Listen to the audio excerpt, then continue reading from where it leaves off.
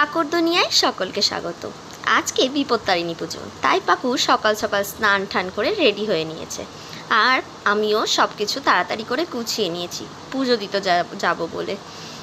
সব গুছিয়ে টুছিয়ে নিয়ে এবার পাকু ওর ছোটো ঠাম্মির কোলে করে যাবে পুজো দিতে। ছোটো ঠাম্মির কোলে উঠে পড়েছে।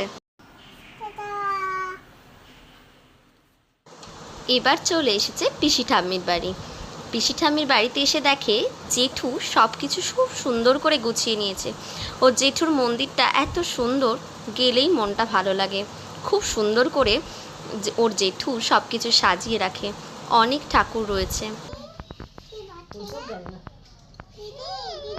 দিদি না শোনা, ওটা দাদা।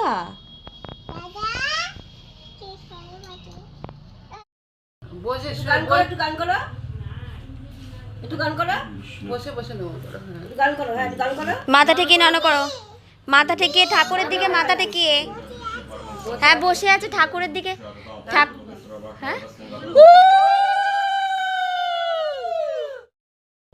মাথা ঠেকাও, মাথা ঠেকাও। না না না না, ঠাকুর ঠুকুর নমস্কার করে নিল। তারপরে শুরু হয়ে গেল পুজো। অনেকক্ষণ ধরে অনেক সুন্দরভাবে পুজো হচ্ছিল। খুব ভালো লাগে মন্দিরে যেতে, খুব সুন্দর পুজো করে। আর ও তো তার দুষ্টামি স্টার্ট করে রেখে দিয়েছে, এদিক ওদিক দুষ্টামি করছে। এরপরে কাম্মার কোলে উঠে পড়েছে দুই ভাই বোন মিলে। দাদাকে পেয়ে দাদা আর বোন তো ওরে জড়াজড়ি করে কত আদর। কাম্মা দুজনকে কোলে নিয়ে গরমের মধ্যে হাঁপিয়ে যাচ্ছে। আর দুটো কেউ কোল থেকে নামবে না, দুজনেই কাম্মার কোলে থাকবে। আবার সবাই মিলে বসে গেলাম পুজো দেখতে। মা সকলকে রক্ষা করুক সমস্ত বিপদ থেকে।